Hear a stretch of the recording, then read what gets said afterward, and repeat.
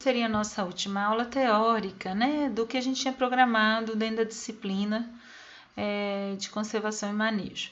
Mas a gente vai, né, conforme a gente já combinou aí no cronograma, trabalhando com outras coisas assim ao longo desse semestre. Então, hoje nós vamos falar um pouquinho sobre restauração ambiental, recuperação de áreas degradadas, falar um pouco desses conceitos, né? Porque a gente veio aí dentro de toda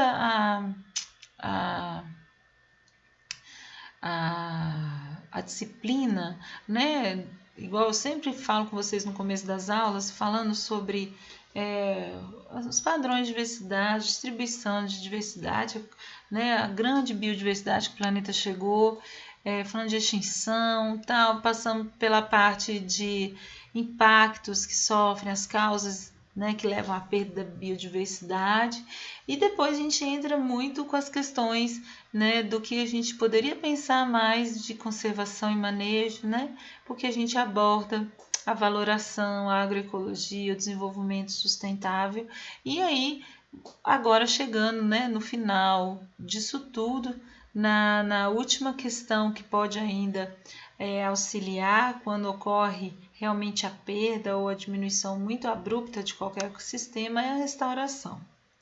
E aí, além da gente falar disso, eu gostaria de apresentar alguns trabalhos que a gente tem feito para mostrar, né, algumas iniciativas de pesquisa aqui, né, do nosso laboratório e também das dificuldades que existem, né, na restauração.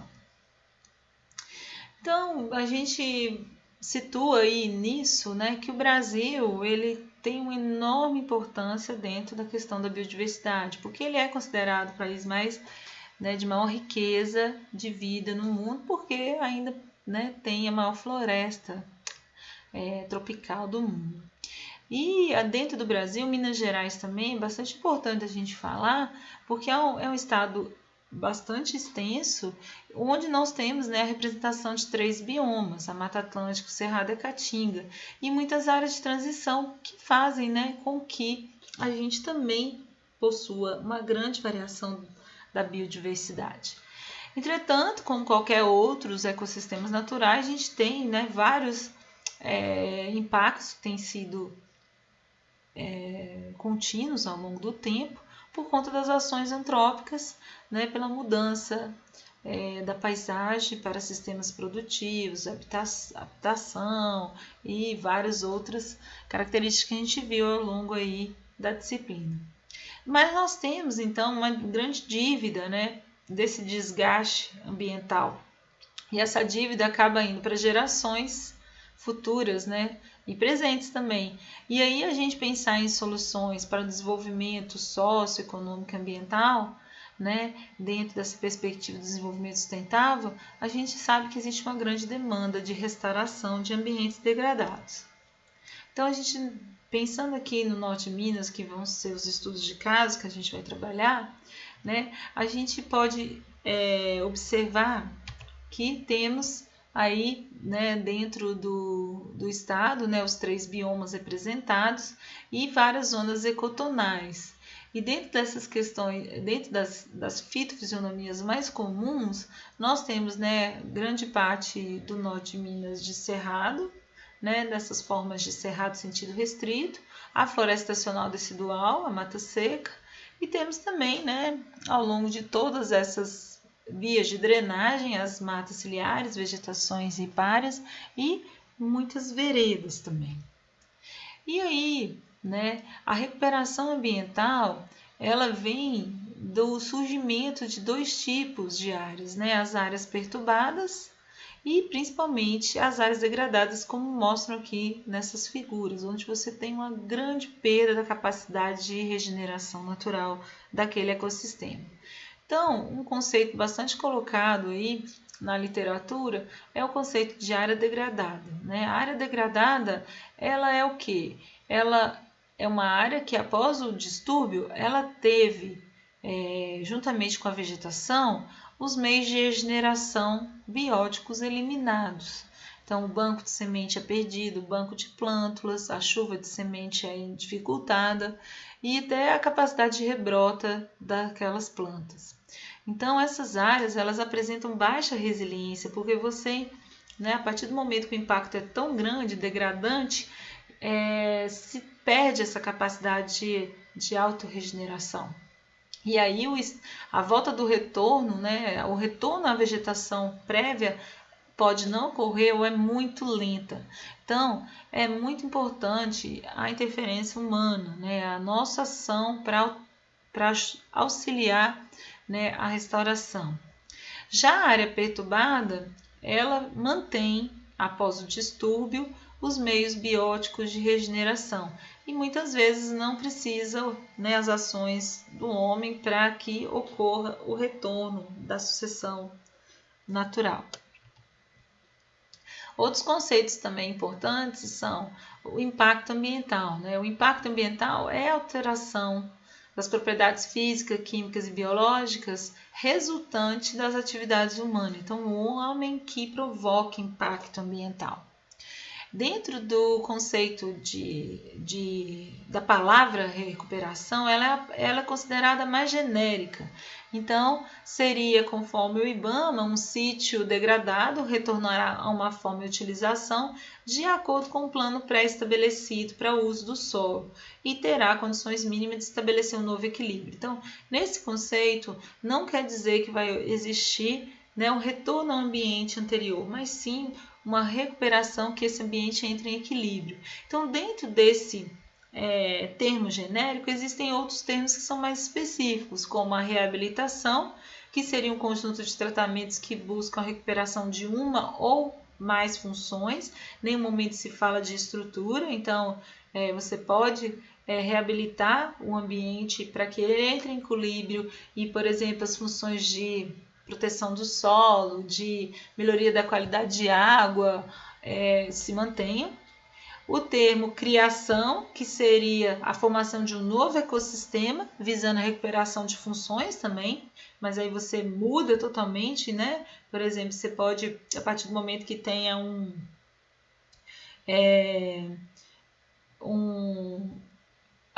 você pega uma mineração, você tem, né, a degradação total daquela área, e depois que o sítio foi degradado, você pode criar um novo sítio, né, uma nova vegetação, por exemplo, plantando eucalipto, mantendo pelo menos a estrutura do solo. Então, existem formas de trabalhar também que não é um processo de recuperação. Mas o termo mais importante dentro da perspectiva ecológica e biológica seria a restauração, que seria um conjunto de tratamentos que visa recuperar a forma original do ecossistema e suas funções, lógico, né? Como a estrutura, dinâmicas e as interações. Então, esse conceito, apesar de ser simplificado no slide anterior, ele traz grandes informações, como por exemplo, dentro da sociedade de restauração ecológica, o conceito é o quê? É o processo que auxilia a recuperação de um ecossistema que foi degradado, danificado ou destruído.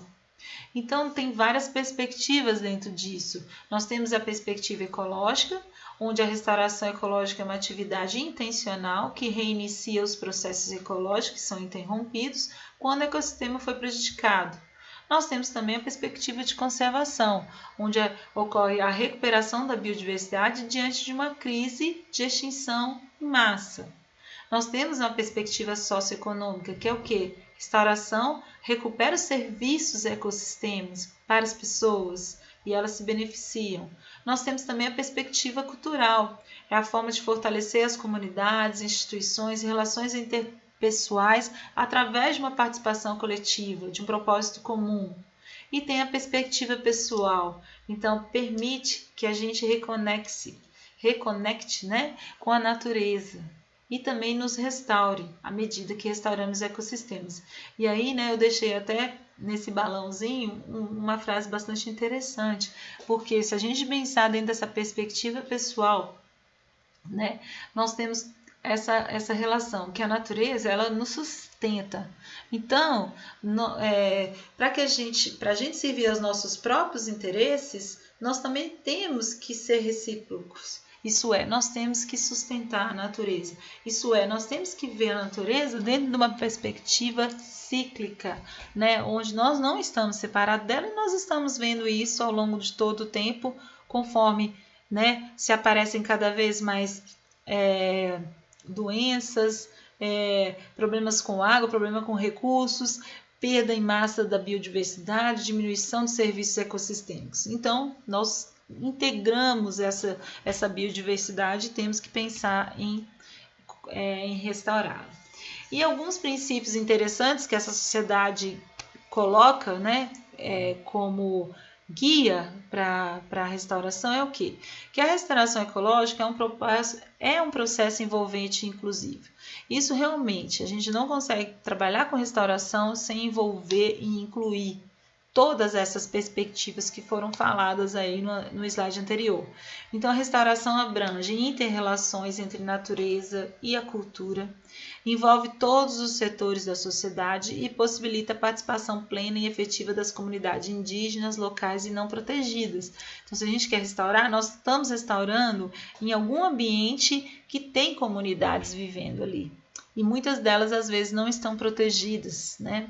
A restauração, ela requer a integração do conhecimento e da prática. Então, nós temos que fazer pesquisa e temos que colocar em prática essas teorias para que a gente possa entender como que todos esses conceitos ecológicos que têm sido acumulados ao longo dos anos podem ser implementados dentro dos processos de restauração. Então, a ciência e outras formas de conhecimento são essenciais. Então, não só a ciência, né? Nós temos vários conhecimentos tradicionais que podem auxiliar e devem estar incluídos dentro, né, da restauração ecológica. Então, esse conhecimento é essencial para projetar, implementar, monitorar, né, projetos e programas de restauração. Então, ao mesmo tempo, as lições aprendidas com experiências práticas são essenciais para determinar e priorizar as necessidades científicas no campo. Outra coisa, a restauração ela é relevante para as políticas e é essencial. Então, é uma ferramenta crítica para alcançar a conservação da biodiversidade, mitigar e adaptar-se, né, às mudanças climáticas, melhorar os serviços dos ecossistemas, promover o desenvolvimento socioeconômico sustentável e melhorar a saúde humana e o bem-estar. Então, vocês estão vendo que chegando dentro do conceito, dos princípios da sociedade de restauração ecológica, mostra o que? Uma integração, pensando nisso que a gente tem trabalhado nas últimas aulas, desde a questão da adaptação baseada em ecossistemas, como sistemas agroecológicos, como desenvolvimento sustentável. Então, isso tudo é integrado, né? Sem isso, a gente não consegue trabalhar com restauração. Além disso, nunca esquecer que apesar da restauração ser praticada localmente, ela tem implicações globais. Então, tudo que se faz para melhorar a qualidade ambiental vai aumentar, né, a qualidade do ambiente global. Então, a restauração ocorre entre todas as regiões do mundo com ações locais, com benefícios regionais e globais para a natureza e para as pessoas. Então, quando a gente trabalha no sentido de restaurar, né, com a pesquisa, a gente tenta buscar métodos eficientes para recuperar, e esses métodos se tornam, né, essa forma da gente estudar, de trabalhar com práticas e teorias, é a demanda, né, de técnicas com baixo custo e que tragam maiores benefícios. E muita coisa que a gente tem que entender é que a sustentabilidade e diversidade dos ecossistemas restaurados deve ser o principal aspecto a ser alcançado, né? A gente tem que entender que para se atingir a restauração, o ecossistema tem que voltar a funcionar por si só. Então, o objetivo principal da restauração é o restabelecimento de ecossistemas que sejam capazes de se auto-perpetuar. Isso é, que sejam biologicamente viáveis e que não dependam de intervenções humanas constantes. Então, é dar o gatilho para que a natureza volte a funcionar. E aí, mais especificamente, nos trabalhos que a gente vai falar aqui hoje, os ambientes que compõem, né, essa diversidade, um dos mais depauperados e impactados são as vegetações ao longo dos cursos d'água, porque são ambientes de grande interesse econômico, porque fornecem condições mais adequadas para a produção agrícola ou pecuária, mas a gente nunca pode deixar de entender, e por isso que existe uma proteção, né? É que os benefícios ambientais que esses ecossistemas fornecem para o proprietário, né? Não pode ficar só com ele. Por quê? Porque a permanência em longo prazo de um dos recursos essenciais à vida humana está ali, que é a água. Então, isso ultrapassa o direito do proprietário, né? Então, essa questão de melhoria da qualidade da água e sustentabilidade não é só do proprietário. E aí, nosso primeiro estudo que a gente trabalhou aqui no laboratório, né, de ecologia vegetal, foi a recuperação de um trecho de vegetação da mata ciliar do Rio Pandeiros, onde tinha o impacto da bovinocultura. Esse projeto foi financiado pelo CNPq. E o objetivo foi desenvolver um experimento piloto para a restauração da vegetação ciliar, né, pensando em que esse poderia ser aplicado em outros locais no rio ou na bacia. E aí a ideia foi determinar diferentes modelos de recuperação da vegetação ciliar, avaliar o desenvolvimento de mudas em função desses modelos e avaliar o desenvolvimento da regeneração natural em função dos modelos. E por que o Rio Pandeiros? Porque o Rio Pandeiros ele é um grande afluente aí do Rio São Francisco, né? Então ele faz parte dessa bacia do São Francisco, tão importante aqui para a região. Ele apresenta uma síntese de atividades antrópicas que ocorrem na bacia, por exemplo, impacto, né, da agricultura, pecuária, construção de usinas e por aí afora. A gente tem, né, várias atividades que ao longo de toda a bacia também ocorre aqui.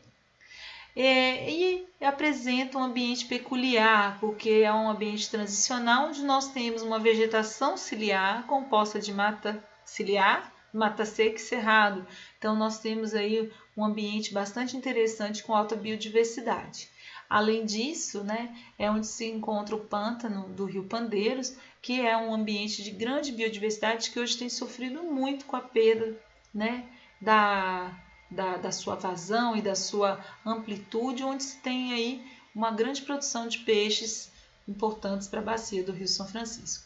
Então aqui está a delimitação da APA, né, em verde, e aí essa tripinha marrom aí é o refúgio de vida silvestre do Rio Pandeiros, onde foram estabelecidas 4 áreas, 4 fazendas grandes, onde se tinha, né, a produção pecuária, para que a gente pudesse fazer esse trabalho. E outra coisa que permitiu, a gente tinha um grande conhecimento da flora, porque antes, né, houve um projeto também financiado pelo CNPq, onde se trabalhou com toda a vegetação, né, os fitoindicadores ecológicos para a recuperação de matas ciliares na região do Médio São Francisco. Então a gente tinha toda a lista. E fizemos, né, todo o trabalho de coleta de sementes durante os anos de 2009 e 2010. Várias plantas foram marcadas e monitoradas mensalmente.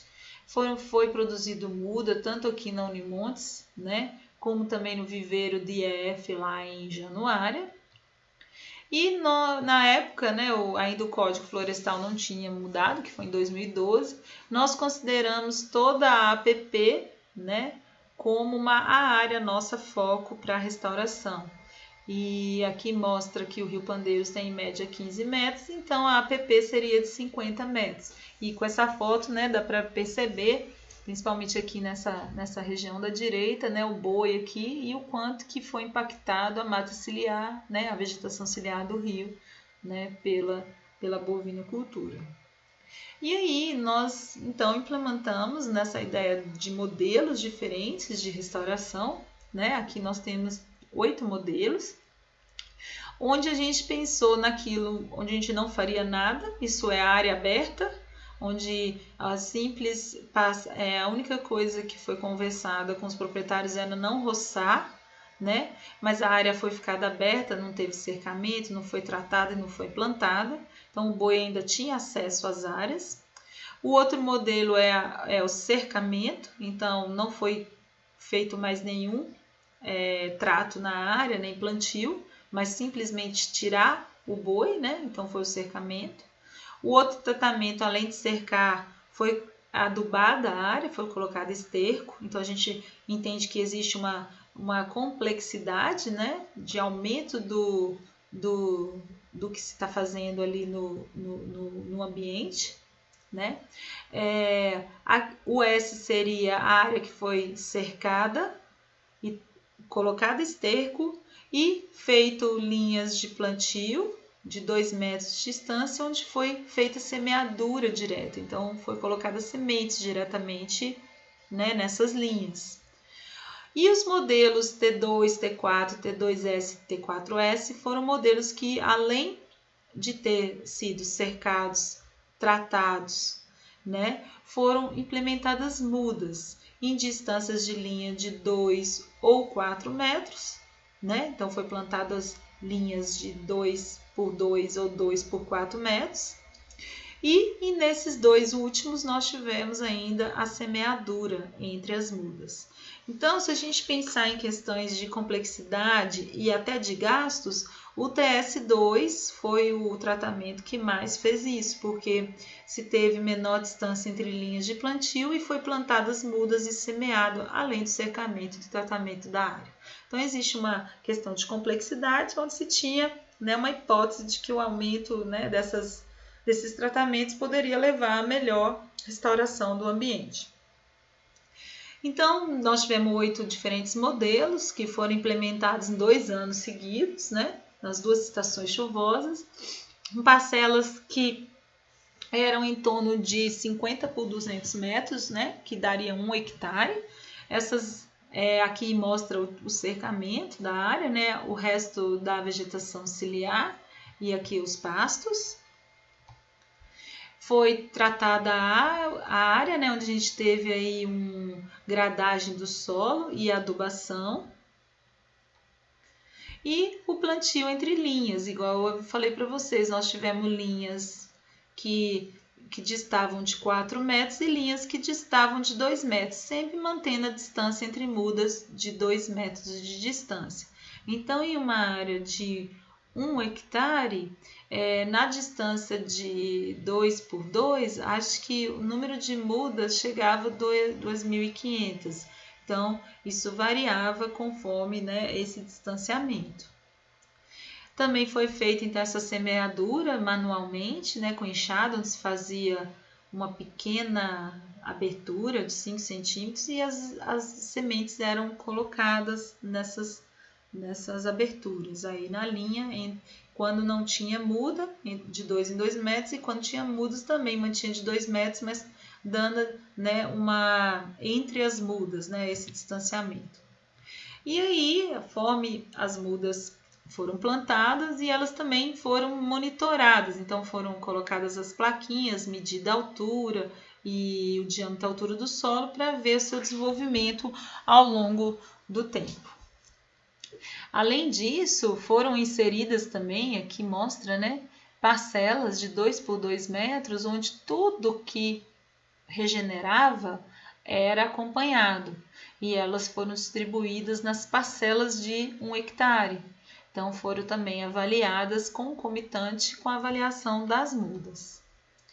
Então, aqui mostra, né, numa parcela, o quanto de atividade que tinha. Então, nós temos o pessoal medindo as mudas, as pessoas trabalhando com a regeneração natural, pegando as espécies, e aí foram coletadas amostras dessas espécies, levadas, né, tratadas, colocadas no herbário e levadas para identificação.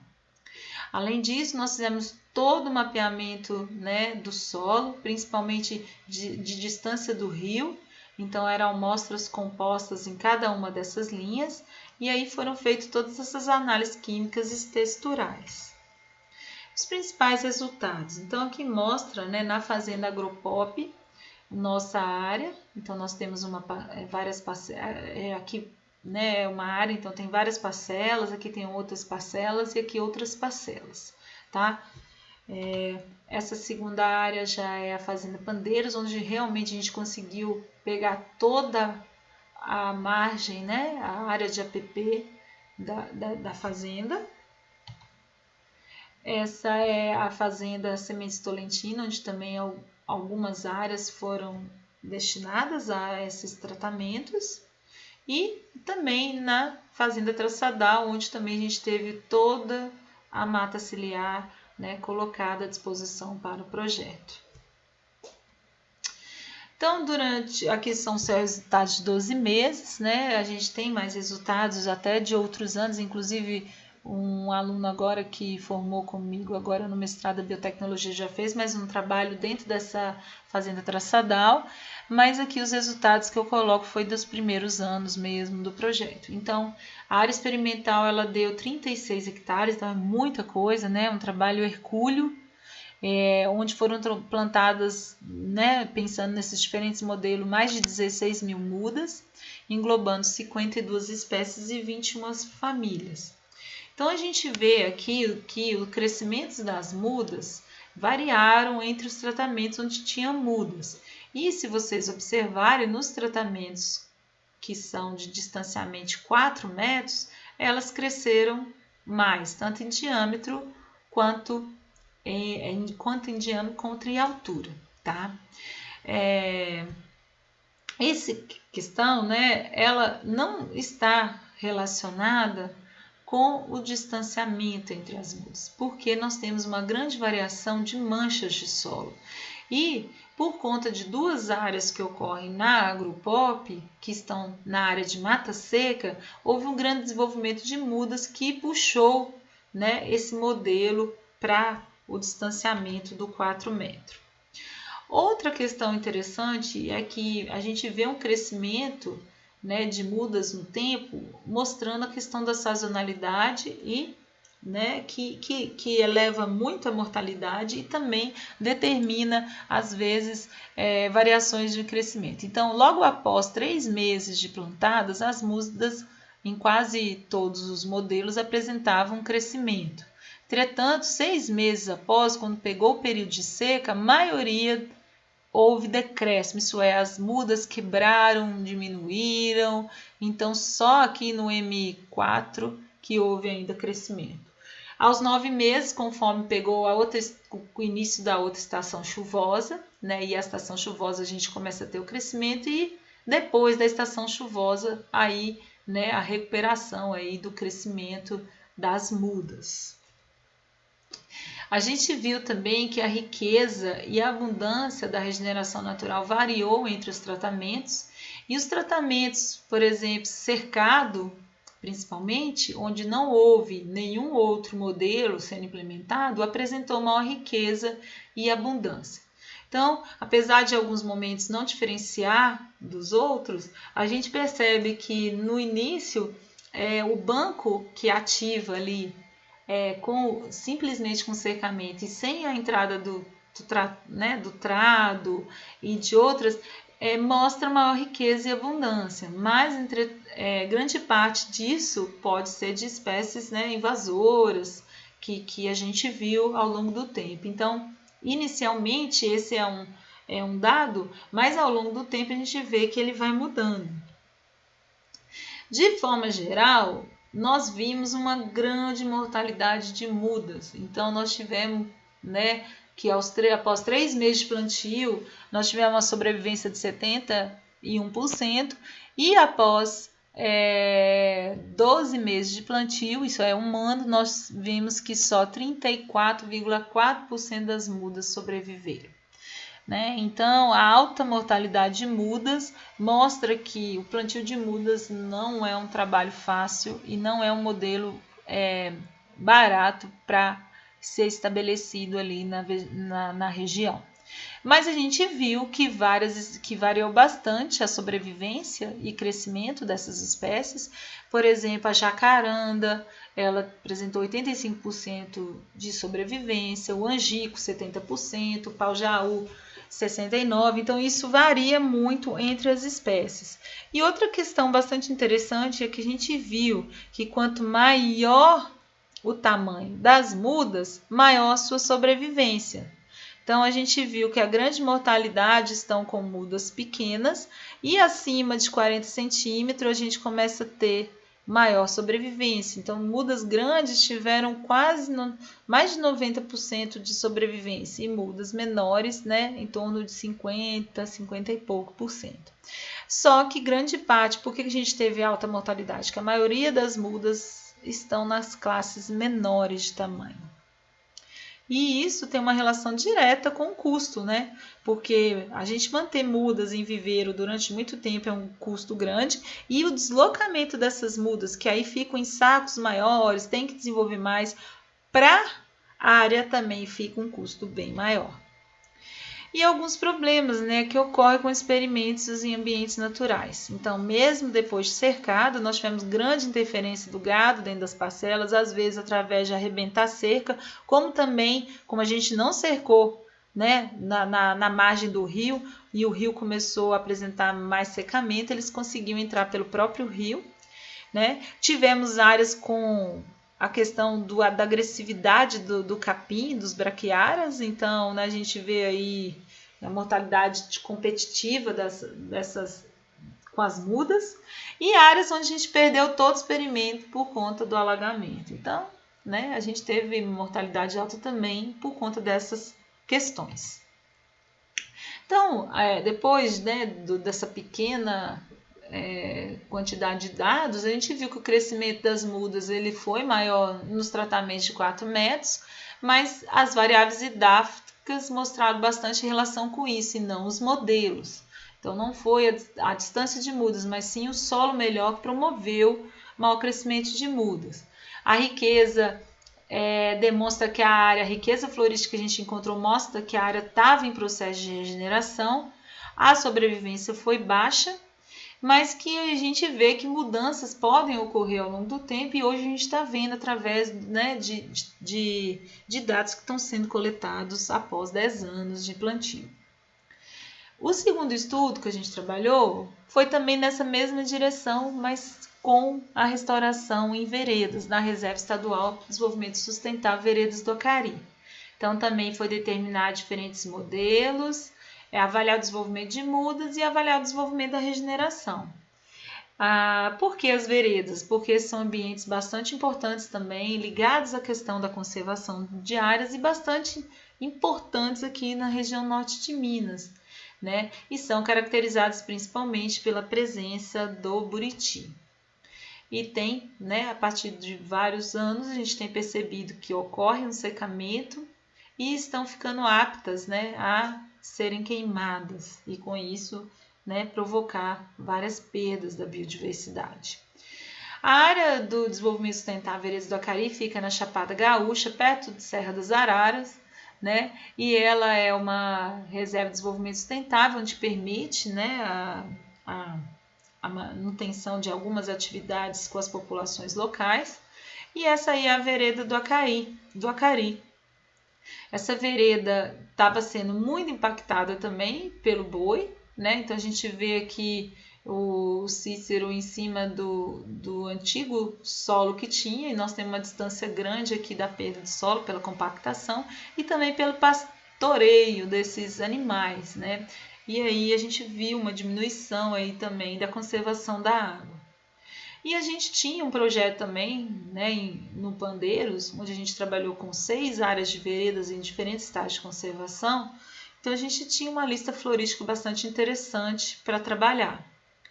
Aqui mostra a distribuição das parcelas ao longo da calha da vereda, tá? As parcelas já foram um pouco menores, né, de 80 por 40, e foram colocadas mudas de 2 ou 3 metros. Então, as linhas e as mudas tiveram o mesmo distanciamento. Então, os tratamentos, todas as áreas foram cercadas, porque é uma área de APP e de proteção onde o gado teria que ser retirado totalmente, né? Então a gente teve a área totalmente cercada, áreas onde se fizeram só semeadura diretas e área com plantios de mudas, a distância de 2 por 2 ou 3 por 3, aqui sem semeadura e aqui com semeadura. Então também naquela mesma linha que foi feita para o Pandeiros, que mostra, né, o desenvolvimento do experimento em campo. Nós trabalhamos com mudas que foram feitas através de resgate de plântulas, isso foi colocada e disseminadas sementes e aí a partir das plantas foram ensacadas, porque também são espécies bem difíceis de trabalhar com o viveiros, nós tentamos ter um viveiro na área, mas não deu certo, elas são muito recalcitrantes.